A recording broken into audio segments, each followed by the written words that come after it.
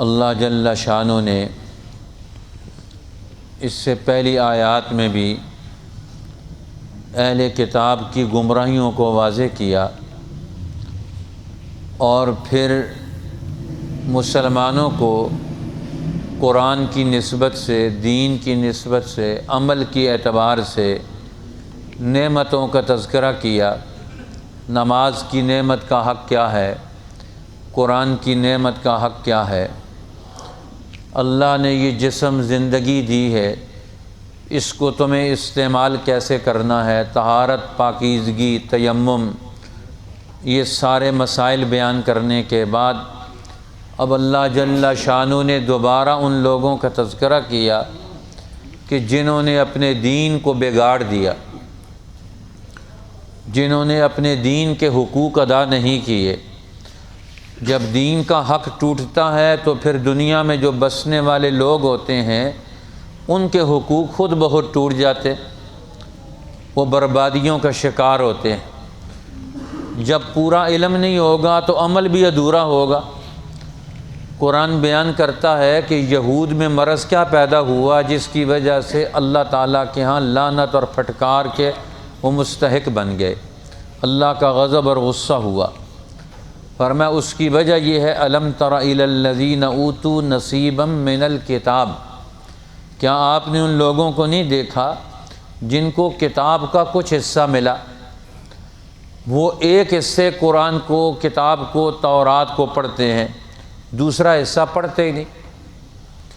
جو ان کا اپنا شوق ہوتا ہے، اپنا ذوق ہوتا ہے، وہی پڑھتے ہیں، اپنے شوق اور ذوق کے مطابق پڑھ لیا اور باقی قرآن اور باقی کتاب تورات کو انہوں نے چھوڑ دیا۔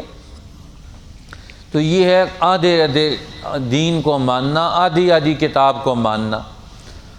اب ہم دین کے آدھے حصے کو مان لیں اور اس کو پڑھ لیں، نماز کا حصہ، اور جو معاملات اور تجارت کا حصہ ہے، عدالت کا اور سیاست کا، خلافت کا حصہ ہے، اس کو چھوڑ دیں، قرآن حکیم کے ان احکامات کو۔ یہ تو بڑی تباہی ہے کہ ہم نے اپنی مرضی کے مطابق دین بنا لیا۔ یہی مرض تھا یہود کا کہ انہوں نے آدھا آدھا دین پکڑ لیا اور آدھا دین انہوں نے چھوڑ دیا۔ تو قرآن کہتا ہے یہ ان کا عمل کر رہے ہیں، کتاب پڑھ رہے ہیں، وقت لگا رہے ہیں، لیکن نتیجہ کیا ہے؟ غلط۔ یشترون الضلالۃ، یہ گمراہی خرید رہے ہیں، یہ گمراہ ہو گئے۔ آدھے دین کو انہوں نے چھوڑ دیا، آدھے دین کو انہوں نے پکڑ لیا، اور یہ صرف نہیں، خود بھی گمراہ ہے، چاہتے ہیں مسلمان بھی اسی طرح گمراہ ہو جائیں۔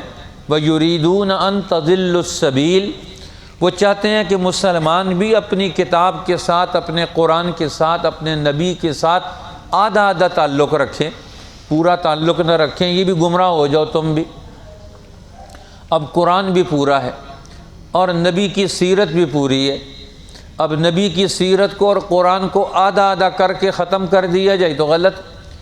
اس لیے قرآن پاک نے فرمایا دوسری جگہ پر الذین جعلوا القرآن عضین، وہ لوگ جنہوں نے قرآن کو ٹکڑوں میں تقسیم کر دیا۔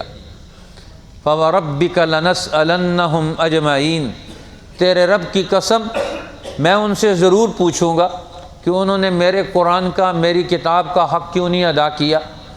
تو اللہ تعالیٰ فرماتے ہیں یہ گمراہ ہونے والے اہل کتاب اپنی کتاب کو آدھا آدھا مانتے ہیں، آدھا نہیں مانتے، آدھی پر عمل کرتے ہیں، آدھی کو چھوڑ دیتے ہیں، اور یہ چاہتے ہیں تم بھی اپنی کتاب قرآن کے ساتھ اسی طرح کا تعلق رکھو، اور اگر تم بھی وہی تعلق رکھو گے، آدھا قرآن پڑھو گے، آدھا چھوڑ دو گے، تو تمہارا بھی نتیجہ وہی نکلے گا۔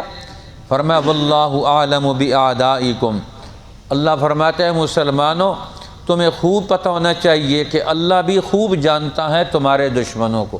تمہارے دشمن تمہارے دین کا نام لے کر تمہیں تمہارے دین سے کس طرح ہٹائیں گے؟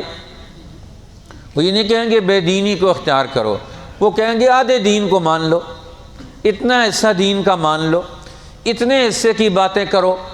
اب وہ آدھے آدھے دین کی باتیں کروائیں گے، آدھے آدھے دین کو پیش کروائیں گے۔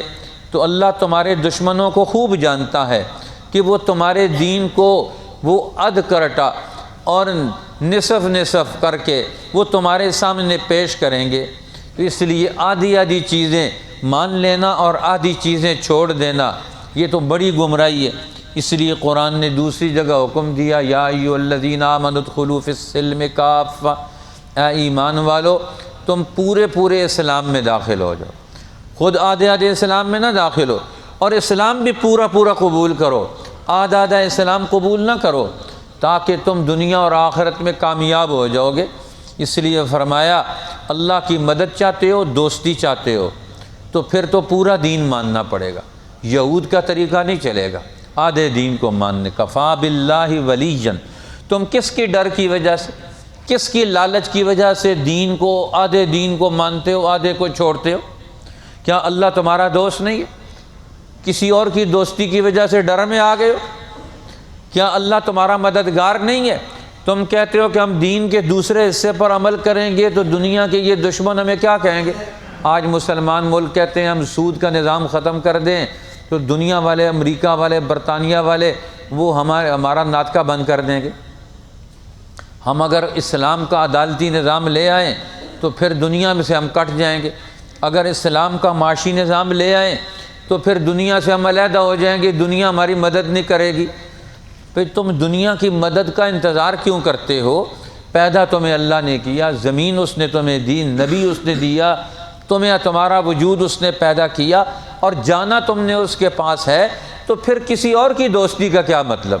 اب دین انسان چھوڑتا ہے دوستیوں کی وجہ سے، تو اللہ نے فرمایا کفا باللہ ولیًا، کیا تمہیں اللہ دوست کافی نہیں؟ اور کس کی دوستی چاہتے ہو؟ وکفا باللہ نصیرا، اور اللہ مددگار کافی ہے۔ اللہ کی مدد کو چھوڑ کر اور کس کی مدد کا تم انتظار کر رہے ہو کہ اس کی مدد سے تم دنیا میں کامیاب ہوگے؟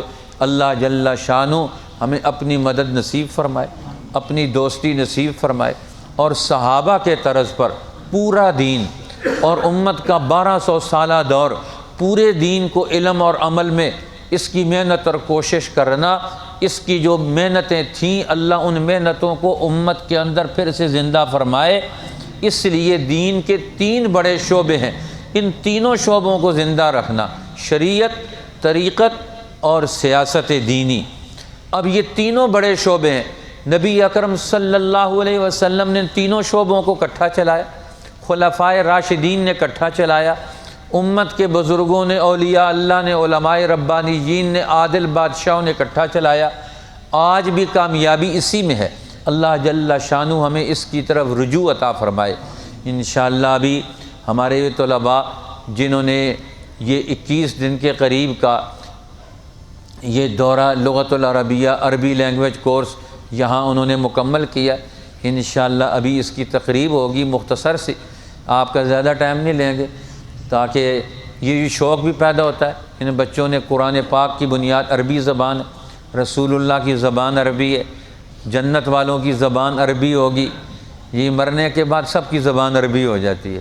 ابھی تو عربی سیکھنی پڑے گی، لیکن موت کے بعد اپنی اصلی فطرت پر لوٹ جائیں گے، تو اس لیے پہلے سے مناسبت پیدا کر لیں تو اچھی بات ہے، جس سے قرآن پاک کا سمجھنا، حدیث پاک کا سمجھنا اور تاریخ اسلام اور جتنے دینی علوم تھے بنیادی وہ عربی زبان میں ہے، ان کا سمجھنا بہت ضروری ہے۔ اللہ تعالی ہمیں قبولیت عطا فرمائے۔ اب یہ آپ کے سامنے اگلا پروگرام وہ پیش ہوتا ہے اور اس کے مطابق انشاءاللہ پھر دعا ہوگی۔